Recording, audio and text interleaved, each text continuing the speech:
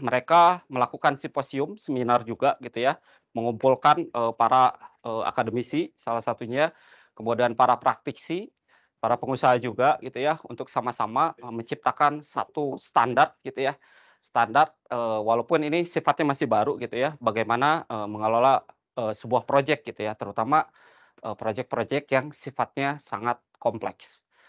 Nah kemudian, pada tahun 84, eee, PMP pertama kali diluncurkan dan di tahun tersebut ada, 43 orang yang lulus gitu ya, mengikuti, PMP exam. Nah kemudian sebetulnya apa itu PMP gitu kan ya, PMP itu adalah Project Management Professional Certification yang dikeluarkan PMI gitu ya, untuk mengakui seorang project manager itu memiliki skill gitu ya, bagaimana dia bisa mengelola people, kemudian proses, sama bisnis priority gitu ya. Nah, standar-standar yang mereka ciptakan gitu ya, ini sebagai guidance gitu ya bagi orang-orang yang terlibat di dalam, sebuah project, terutama project manager, bagaimana dia bisa mendeliver project ini dengan baik. Oke, lanjut. Oke, nah dalam proses, sertifikasi, itu kita harus, memenuhi ya beberapa kriteria sebelum kita submit aplikasi PMP. Apa saja mungkin nanti saya sebutkan satu-satu. Pertama adalah, jika, kita adalah S1 gitu ya, S1, maka dia harus memenuhi 3 tahun pengalaman dalam, nge-lead sebuah project. Dan itu tidak boleh overlapping. Tidak boleh overlapping, artinya, misalnya dalam kurun waktu, 3 tahun tersebut, kita harus, bisa sampaikan kepada reviewer dari Project Management Institute, itu project apa saja yang sudah kita lakukan, proses-proses apa saja yang dilakukan, dan itu nanti ada proses, submit application ke Project Management Institute. Kemudian ada satu lagi, yang harus dipenuhi yaitu 35 jam ya, 35 jam training. Nah, training ini, bisa dilakukan secara offline maupun online dan itu dibuktikan dengan kepemilikan, apa namanya, sertifikat lulus ya, atau sertifikat training lah, telah mengikuti training. Dan mungkin dari pengalaman saya kemarin gitu ya, saya mengikuti, training online, kemudian offline juga gitu ya. Tapi yang saya submit sebenarnya yang online. Saya malah ngambil dari Udemy gitu ya. Nah, waktu itu saya ambil, Andrew Ramdial gitu ya, salah satu, penulis juga, penulis tentang buku project management gitu ya. Kemudian dia juga punya lembaga training lah ya di Amerika sana. Nah, untuk yang high school gitu ya, atau diploma, nah persyaratannya itu lebih panjang lagi 5 tahun ya, 60 bulan untuk mengerjakan project gitu ya dalam kurun waktu 8 tahun terakhir dan dia juga harus, mengikuti training sama, kurang lebih sama seperti tadi, 35 jam dan ini harus dibuktikan pada saat kita submit application sebelum exam ke, PMI.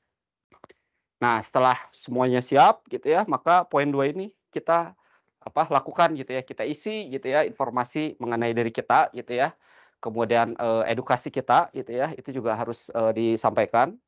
Kemudian, detail dari project yang kita lakukan dalam kurun waktu misalnya 36 atau yang 60 bulan. Nah kemudian,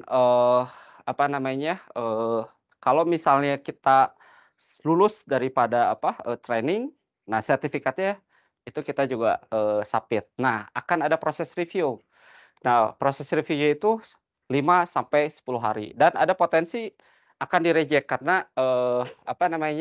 beberapa pengalaman gitu ya dari teman-teman juga yang, sudah lakukan submit aplikasi untuk, PMP, biasanya ada juga yang gagal dan ada juga, random audit. Random audit ini, sifatnya kayak nanti dari, Project Management Institute itu akan ngecek, background check lah ya, langsung gitu ya. Misalnya kayak kita tuh, pernah mengerjakan project selama 3 tahun gitu ya, dan itu tidak overlapping, dan itu akan dikonfirmasi biasanya ke atasannya, dan dari PMI akan memberikan email. Dari situ kita harus mendapatkan tanda tangan dan itu yang harus dikirimkan ke Project Management Institute untuk mereka lakukan review. Oke, lanjut. Nah, mungkin ini yang menarik, sebelum kita exam, kita juga pasti harus ada persiapan ya untuk apa namanya, belajar terutama gitu ya. Nah, mungkin saya tandai 2 ya, sebetulnya 2 deh. Yang atas-atas bisa dijadikan apa namanya, salah satu referensi tapi tidak menjamin sebetulnya. Karena memang pada hakikatnya, experience kemudian, knowledge kita di berbagai hal terutama di project management gitu ya, itu akan mempengaruhi cara kita menjawab soal nantinya. Namun ini bisa dijadikan referensi gitu ya, tapi tidak menjamin gitu ya. Nah, 2 ini adalah Agile Practice Guide. Kemudian, berikutnya adalah PMBOK ya, biasa, apa, Project Management Body of Knowledge.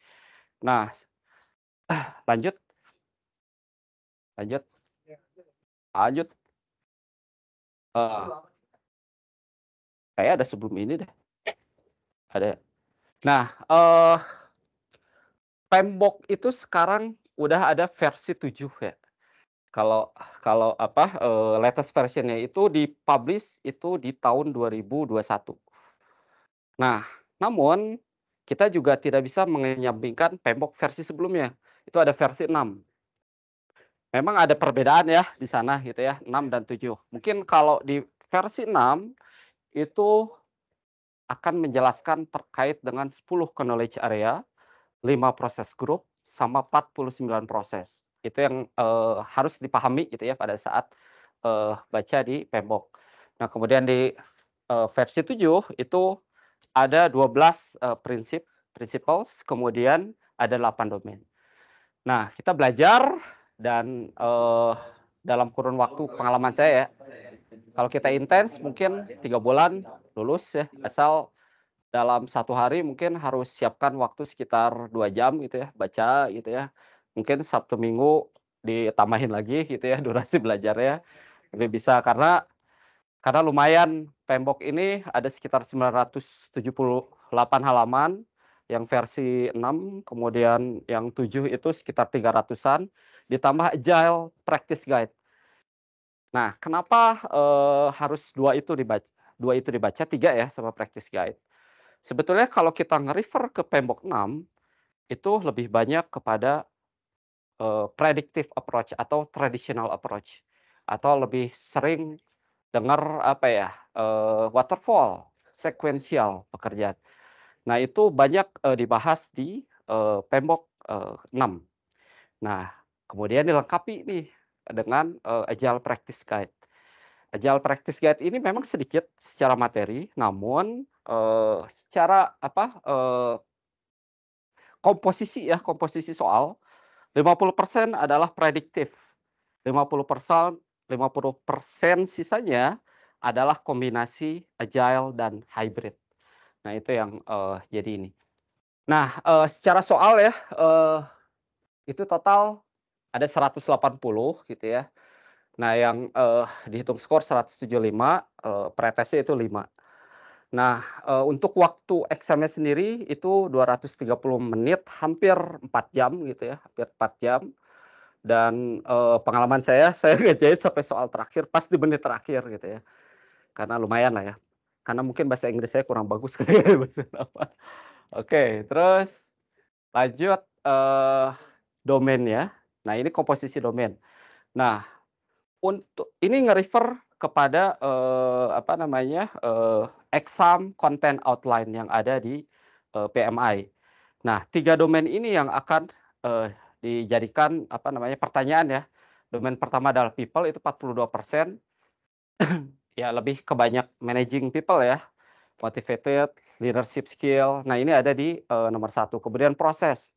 Nah proses ini 50%. Nah ini, komposisinya cukup, yang paling banyak ya, di mana kita harus mengerti kayak konsep agile, atau prediktif, adaptif, hybrid gitu, atau proses-proses yang ada di dalam, proses-proses grup yang ada di, PMBOK ya. Kemudian business environment ini, lebih kepada area-area yang sifatnya bisnis. Nah lanjut, nah ini cover-nya doang, cover bukunya. Nah 3 buku ini, sebetulnya referensi saya, tapi, saran saya juga kalau misalnya ada hal yang kurang mengerti gitu ya dari materi yang disampaikan di dalam buku ini, karena memang sifatnya theoretical gitu ya. Jadi memang kadang kita harus, coba lihat di apa, di dunia nyata itu seperti apa penerapannya dan itu biasanya saya googling lah ya, lihat. Oke lanjut. Oke, nah tadi, sempat disampaikan juga nih, perbedaan ya sixth edition dengan seventh edition. Nah kalau dari sixth edition ini ada 10 knowledge area. Nah 10 knowledge area ini adalah, apa namanya, yang nantinya akan membentuk proses grup dan proses. Nanti ada mapping-nya, nanti mungkin di slide berikut saya akan sebutkan. Jadi di knowledge area ini bagaimana kita harus mengetahui soal integration, soal scope, soal schedule, cost, quality, resource, communication, risk, procurement, sama stakeholder. Nah, 7th edition itu, membahas terkait dengan prinsipal. Sebetulnya ini melengkapi karena kenapa ada 7 edition kan pertanyaannya. Karena, apa ya, dunia project itu kan dynamic. Dia harus mengikuti, kondisi aktual saat ini ya, di mana complexity juga berubah gitu ya, kemudian people juga berubah gitu ya, kemudian market atau market challenge juga berubah gitu ya. Artinya, Project Management Institute itu akan terus mengembangkan, reference atau guidance gitu ya, bagaimana, ini akan, meet dengan kondisi, saat ini gitu ya. Nah di situ ada principle, ada stewardship, ada team, stakeholder, value, system thinking, leadership, tailoring, quality, complexity, risk, adaptability, resiliency, and change. Nggak kebaca, oke sip. Oke, sebetulnya kurang lebih agak mirip, cuman lebih banyak dikembangkan. Kayak stakeholder juga ada gitu ya di apa, di versi 6 gitu ya. Tim sebetulnya juga ada sebenarnya di resource gitu ya. Stewardship itu lebih banyak ke, power skill ya kalau di apa, di PMI Triangle ya. Oke lanjut. Nah oke. Nah definisi ini mungkin sering lah ya, selalu menjadi pembuka pertanyaan terkait dengan apa itu project gitu ya. Dan jawabannya akan selalu sama gitu ya. Project itu adalah, usaha gitu ya, kita bagaimana nantinya kita membuat satu produk, service, atau result. Oke. Kemudian, yang terpenting adalah project itu sifatnya temporary, ada beginning, ada end ya, udah jelas. Jadi kalau misalnya ada project yang, jalan terus gitu ya, ya never ending project gitu. Karena project itu harus ada titik apa, project itu harus di-close gitu, harus stop gitu ya. Even kita mengenal agile, nanti kita bahas lah topik berikutnya. Nah, mungkin, pertanyaan berikutnya mungkin apa itu produk gitu ya, apa itu service, apa itu result gitu ya. Nah mungkin, kita coba petakan itu ke 2 ini ya, apa, terminologi gitu ya, tangible, intangible gitu ya. Nah tangible itu nyata gitu ya, bisa dirasakan gitu ya, bentuknya jelas gitu, barangnya ada gitu ya. Nah kemudian, service itu mungkin ini terjadi ya di kita gitu ya, kita juga banyak melakukan, service gitu ya, ke apa, ke customer-customer kita gitu ya, atau termasuk project saya. Kita juga apa namanya, memberikan service gitu ya untuk, klien-klien kita gitu dan itu di apa namanya, dibungkus ke dalam, project management.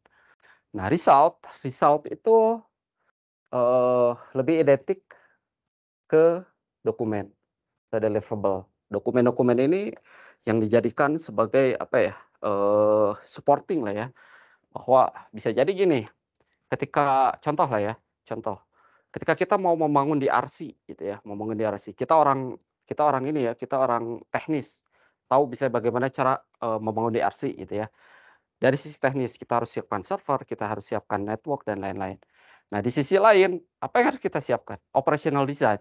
Nah operational design ini pasti sifatnya dokumen gitu ya.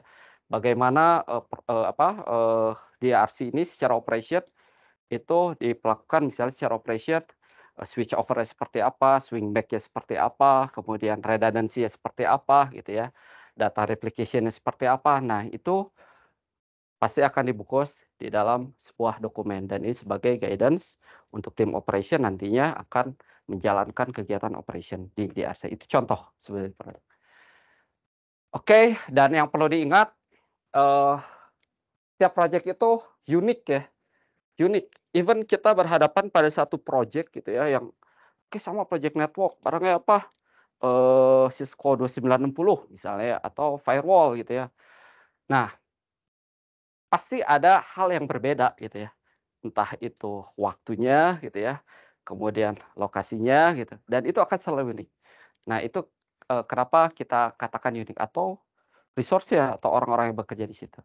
Jadi tidak ada, satupun gitu project yang sama gitu ya.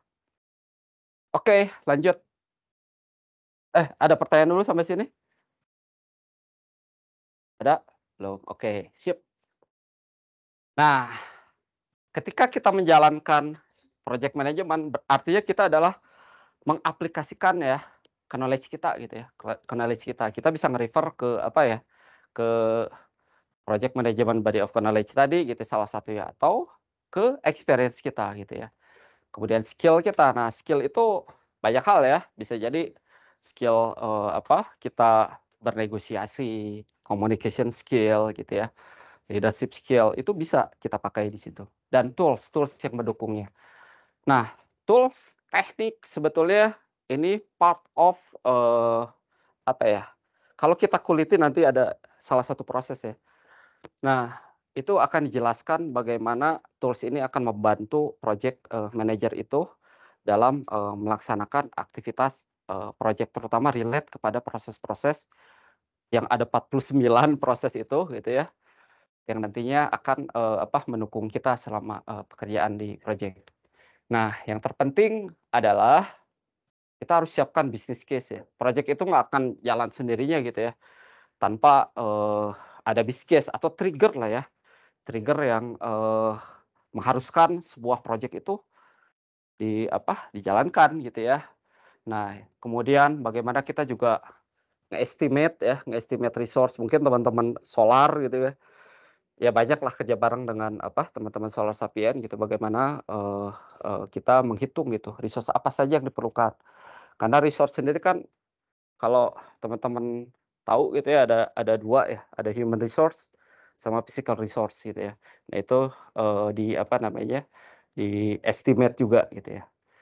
Kemudian, eee, manajemen plan ya. Nah manajemen plan itu sebetulnya nanti ada part of, satu proses namanya develop project management plan. Nah di mana, kita kita itu harus memang menyiapkan gitu, membuat planning karena, sebetulnya gini, project itu kadang kita suka berpikir bahwa project itu di awal planning gitu ya. Padahal sebetulnya nggak seperti itu. Sepanjang project kita akan terus nge-refresh planning kita. Kenapa? Karena pada hakikat ya, project itu adalah me-manage risk ya. Sesuatu yang, eee, belum terjadi gitu ya. Kita masih membayangkan gitu kondisi-kondisi dan bisa saja kondisi-kondisi yang atau resiko-resiko itu akan terjadi gitu ya atau muncul. Nah kemudian yang terpenting nih, leading motivating project delivery team. Karena kita bekerja dengan people ya, eee, ini salah satu poin mungkin di Pembok 7 juga sangat dibahas gitu ya, terkait ini gitu ya, bagaimana kita harus bisa, memberikan motivasi, nge-guide, nge-direct teman-teman gitu kan, untuk bisa, me-deliver project kita sesuai dengan objektif yang, ditetapkan. Nah ini managing risk, issue, change on the project. Nah, karena project itu ke depannya kita nggak tahu gitu ya, kita harus bisa melakukan risk management. Nah, ini juga part of, proses ya sebetulnya nanti ada, di risk management knowledge area, nanti ada di sana terkait dengan risk management plan, kita bahas juga gitu ya. Terus kemudian ada issue gitu ya. Isu itu adalah kalau ada yang tahu risk risk yang terjadi lah, ini yang paling mudah ya, paling mudah. Risk yang terjadi adalah isu, gitu ya. Tapi kita sudah mitigate gitu ya, supaya, kondisinya itu tidak terlalu, apa namanya, parah gitu ya. Oke, kemudian kita juga harus, memonitor ya, project ini. Karena, kita sudah men-define plan-nya seperti apa, dan kita harus monitoring, kita harus lihat gitu project ini masih on track atau tidak gitu ya. Terus ada isu apa aja, kemudian bagaimana penanganannya, nah itu kita harus monitor. Nah yang terakhir itu adalah closing. Nah sebetulnya, itu yang tadi sempat dibahas di depan itu kalau nggak ada ending, never ending project gitu ya. Nah project itu harus kita close secara formal. Kenapa? Karena kalau kita tidak close, maka, apa ya, secara legal gitu ya, kontrak dan lain-lain, itu tidak akan, apa, berhenti di situ gitu. Dan ini akan terus, melibatkan tim project lah ya. Kalau di dunia nyata kan seperti itu. Kalau kita tidak punya formal closing terhadap project, maka customer kita gitu ya, itu sudah pasti akan terus ngejar kita. Dan proses closing ada prosesnya dan itu dijelaskan di apa, di PMBOK. Oke lanjut. Oke, nah ini, sebetulnya project itu adalah value ya, value oriented gitu ya, atau value driven lah ya. Nah, ketika kita menjalankan project, value apa yang bisa kita dapat gitu, entah itu sifatnya monetary gitu ya, brand, reputation gitu ya. Terus kenapa kita harus ambil gitu kan, harus ada alasannya gitu, karena itu penting gitu ya. Kemudian ya, apa namanya, kalau kita lihat gitu ya, untuk beberapa case gitu ya, tidak hanya IT gitu ya, ada project-project yang sifatnya misalnya, eee, nge lah, apalah gitu ya, mereka create plan gitu ya. Gimana caranya kita, bikin, brand kita makin oke gitu ya, di mata publik gitu ya, itu juga salah satu intangible. Oke, lanjut. Nah ini kata-kata yang paling sering ya, paling sering, didengar gitu ya, di dalam, "Oh apa itu PACE?" gitu ya, sering, "Oh fase 1, fase 2, fase 3," gitu ya. Atau yang paling sering banget kita dengar itu adalah fase desain gitu ya, fase implementasi, fase testing gitu ya. Itu ada tuh di dalam project. Nah sebetulnya, masing-masing daripada fase itu menghasilkan deliverables. Kalau kita coba lebih gampang lagi ya, ngelihat kondisi nyata gitu ya. Contoh, ketika kita berada di fase desain, apa deliverable-nya? Ada yang pernah kebayang nggak apa? Mungkin kalau di tim aplikasi, mungkin ada apa? Dokumen desain, benar. Ada TDD, ada FDD, ada FSD misalnya ya, contohnya. Nah, kemudian fase testing ada UAT, ada SIT dokumen. Nah, itulah disebut fase. Nah, deliverable itu harus apa? Verifiable gitu ya, harus bisa dicek gitu ya, harus bisa diperiksa gitu ya. Nah, ini bisa jadi sifatnya tangible ataupun, intangible. Dan yang terpenting itu harus diterima oleh customer karena landasan ya salah satu inilah landasan kita ya kan, tadi ada product, service, result gitu ya. Oke lanjut. Nah ini nih life cycle.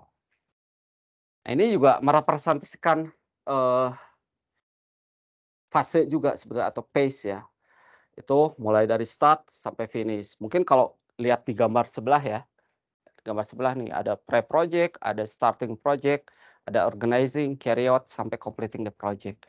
Nah pre-project gitu ya, kita bagi gitu ya, dalam satu apa namanya, life cycle dan ini sifatnya emang generik ya. Ini tidak baku, jadi bisa kita ada konsep tailoring ya, artinya PMBOK itu tidak mengharuskan harus seperti ini, tapi disesuaikan dengan, nature-nya di organisasi itu sendiri gitu ya. Nah, misalnya di pre-project itu ada assessment, ada business case, ada benefit management plan gitu ya. Kemudian nanti di starting project Nah, ini biasanya ada di initiating gitu ya, kalau nanti di proses grup gitu ya. Nanti develop project charter, kemudian nanti the organizing and preparing ini masuk fase planning, di mana kita harus, menyiapkan project management plan. Nah, di ujung sana itu ada phase gate gitu ya. Kenapa ada phase gate, mungkin ada juga yang, mengenal control gate. Nah, itu harus ada karena masing-masing gate itu kita harus review gitu ya. Nah, itu relate kepada proses monitoring and control. Oke, lanjut.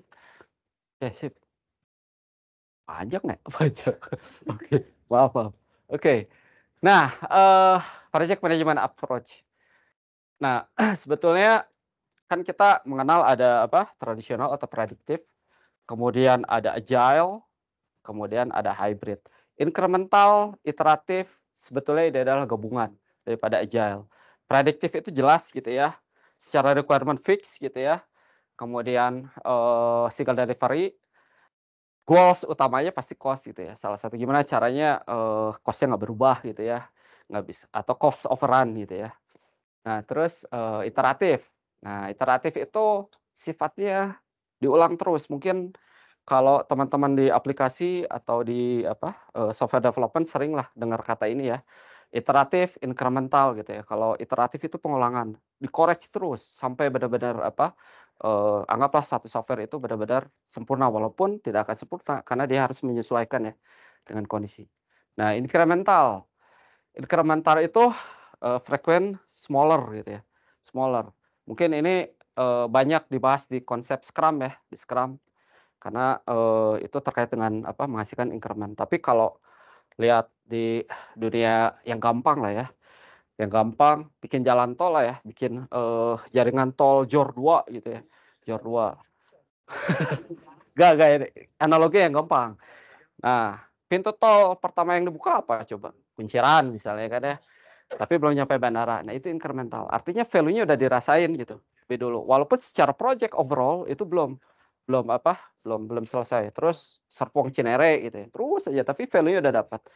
Itu gampangnya seperti itu. Sama seperti konsep sprint ya, mungkin kalau di Scrum ya, itu muncul increment gitu ya, di situ.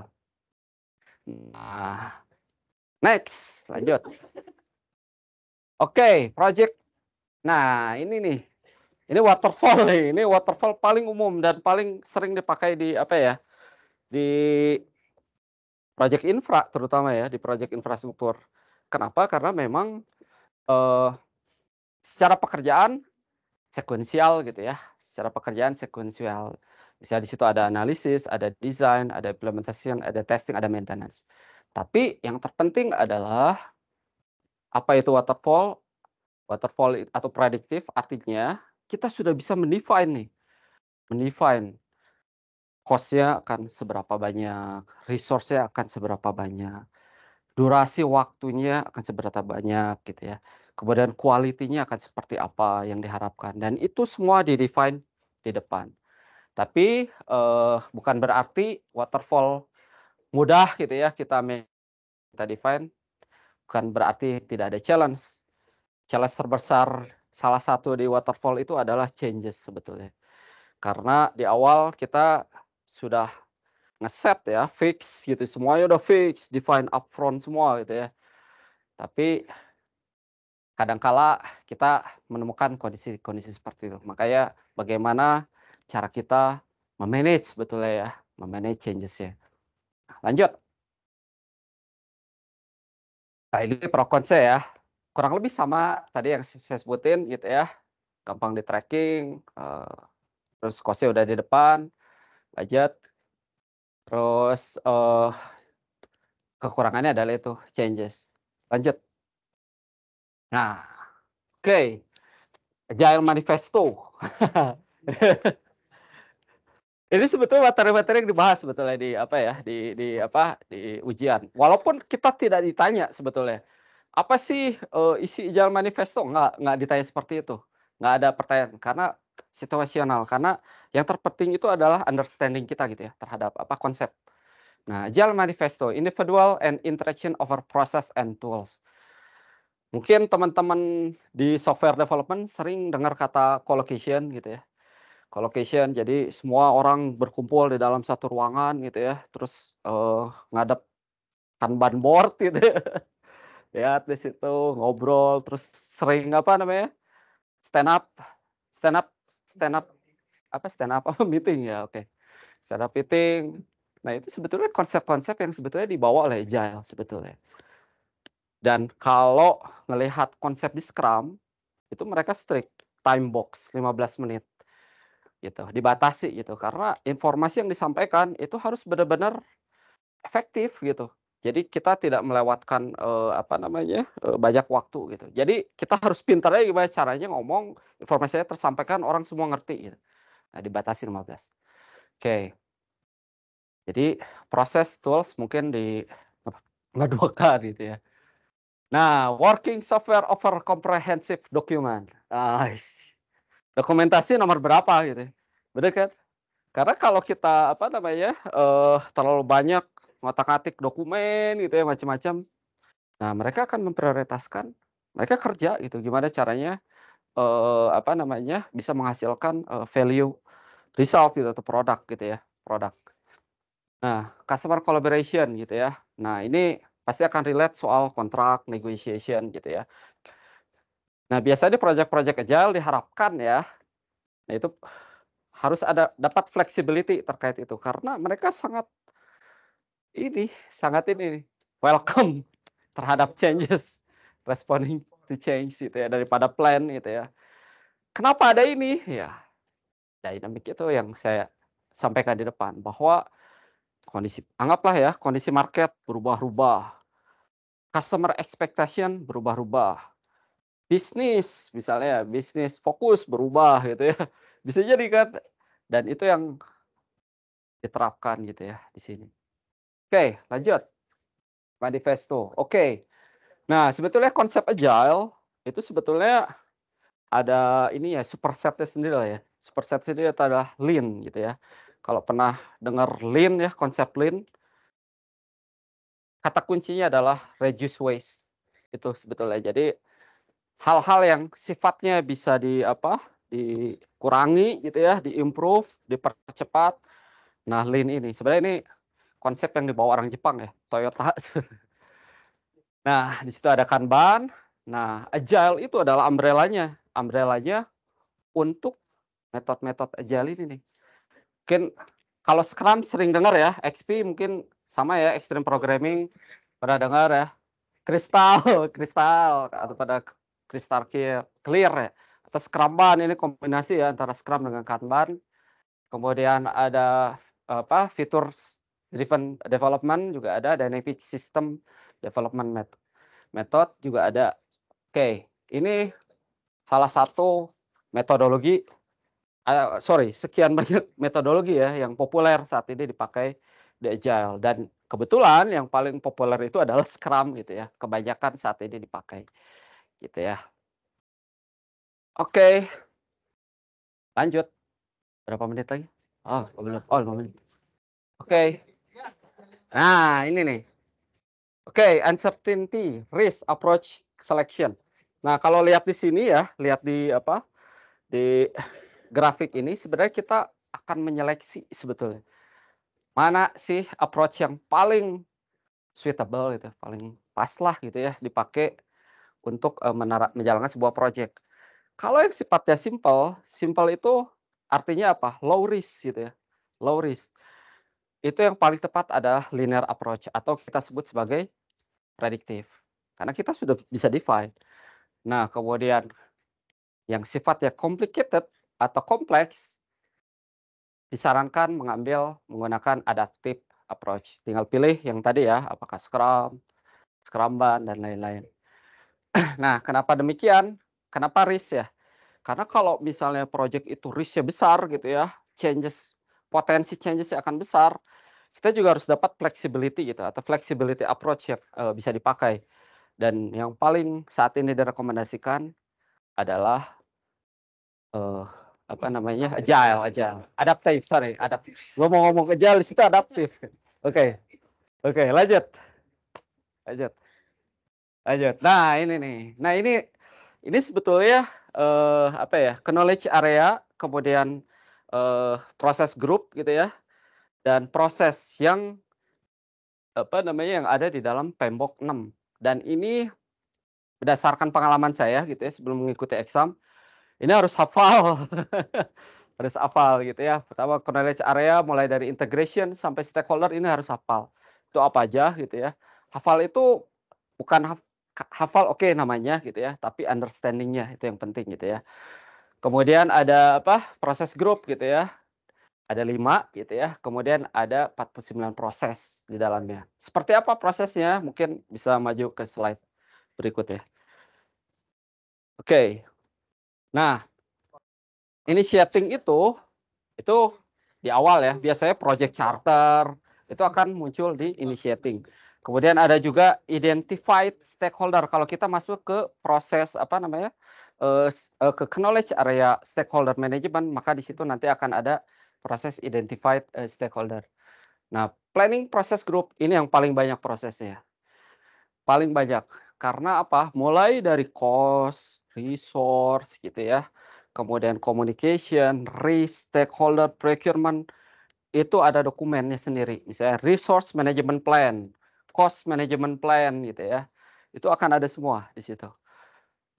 Nah, kemudian executing. Nah, ini ada satu proses direct and manage project work yang ada di dalam executing process group, di mana kita menjalankan proses eksekusi ya terhadap project, terhadap plan yang sudah, kita lakukan.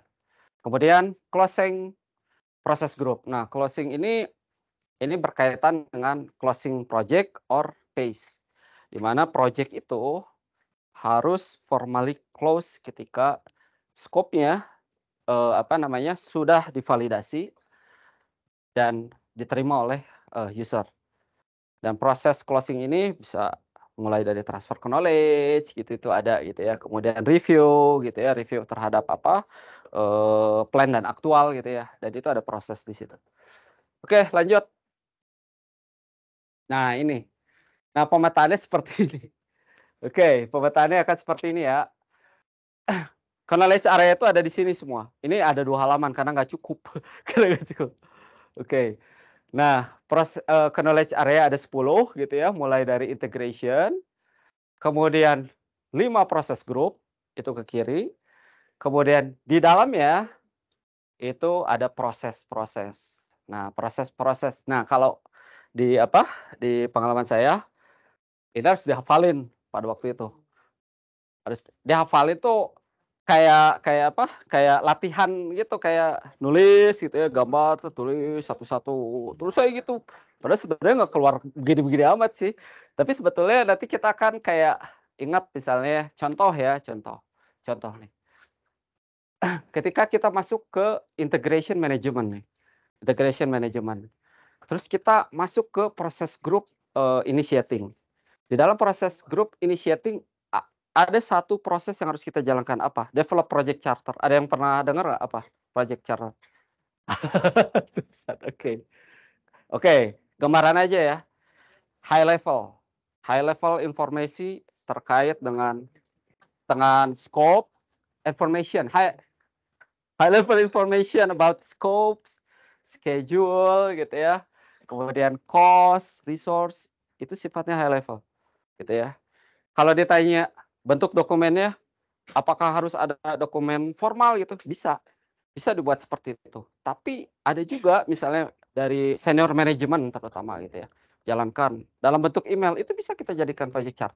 Bisa, asal menggambarkan hal-hal yang tadi ya, high level apa, scope, kemudian high level schedule, cost gitu ya. Oke, terus dalam proses ini, nah ini sebetulnya ada lagi sih, cuman nggak cukup ya, nggak cukup. Jadi ketika kita mau mendevelop project charter, itu di PMBOK itu ada namanya ITTO, Project Management Body of Knowledge. Itu ada ITTO, Input, Tools, Teknik, and Output. Nah, ketika mau mendevelop project charter, inputnya apa? Contohnya ya, contoh nih, contoh. Business case, itu salah satu. Kemudian apalagi, IEF. Kemudian kayak misalnya gini, IF itu contohnya ya, kalau eksternal nih, eksternal. Apa ya, regulasi ya. Pemerintah tiba-tiba bilang, seluruh financial company wajib punya DRC. Nah, gitu gitu. Mau nggak mau dong gitu kan, kayak perbankan dia harus ini, karena dia harus, memenuhi itu ya, comply dengan regulasi. Nah, itu salah satunya ya, salah satunya. Kemudian misalnya, organizational process asset, misalnya infrastructure. Contoh misalnya, kita mau pindah data center, kenapa? Kita mau reduce cost nih gitu kan ya. Nah, itu bisa jadi trigger karena ada value di situ gitu ya, dan itu bisa kita jadikan input. Nah, terus tools-nya apa? Nah, yang paling gampang deh, yang paling gampang expert judgment. Expert judgment. Kita harus melibatkan expert di situ gitu ya, yang ngerti gitu ya, anggaplah economical feasibility gitu, dia ngerti bagaimana, value yang bisa kita dapat secara monetary. Misalnya, gua dapat efisiensinya kalau kita rubah desainnya misalnya dari 12 rak menjadi 6 rak, contoh ya, misalnya. Terus lokasinya kita pindah, misalnya ke data center lain, misalnya di Cimanggis misalnya misalnya. Oke, karena secara cost, sewa lebih murah dan lain. Iya, ya ya. Contohnya contoh biar biar ini, apa, korelasi lah, korelasi yang gampang analoginya. Oke, itu harus ada expert judgment gitu ya. Nah, terus output walaupun sebetulnya nggak satu sebetulnya, terus ada beberapa lagi lah ya. Nah, terus output-nya apa? Project charter. Karena di sini baru nyebut apa, develop. Nah, output-nya project charter. Nah, project charter itu yang tadi, bisa dalam bentuk dokumen, bisa dalam bentuk ya, oke. Kalau menurut saya sebaiknya ada. Oke, kenapa? Karena pertama, sebetulnya project charter itu adalah landasan ya, itu yang ngeluarinnya itu adalah project sponsor. Project sponsor itu bisa manajemen gitu ya, bisa juga tim siapa, kalau di kita ya di Sapiens bisa Mas Wira gitu atau siapa. Karena dia yang ngasih ininya, meng-authorize seorang PM untuk menjalankan project-nya, landasannya itu. Iya, informasi di situ. Nah, project management plan penting. Kenapa? Karena kalau kita tidak punya project management plan, yang terjadi apa? Ketika pada tahap ini ya, oke, executing jalan nih. Tapi pas monitoring controlling kita nggak tahu gitu kan. Apa landasannya gitu kan. Karena kita harus meng-compare kan apa yang sudah kita plan-kan gitu ya dengan hasil dari eksekusinya. Nah, itu berada di fase itu. Makanya penting adanya project management plan. Gitu. Oke, nah kalau project management plan itu detail ya. Kayak tadi cost tuh udah di-breakdown semua, mungkin informasinya udah ada di siapa, di tim solar ya, di tim solar. Terus ya udah lengkap lah intinya, schedule juga udah detail ya. WBS sudah dibikin gitu ya. Detail activity, work package-nya, activities-nya lengkap semua di situ gitu. Oke, ini salah satu contoh. Nah, sebetulnya yang paling atas ini memang menggabungkan ya berbagai plan. Kenapa menggabungkan gitu ya? Kalau misalnya kita urut nih dari atas ke bawah, proses planning ini adalah proses yang paling banyak gitu ya, paling banyak. Dan apa ya,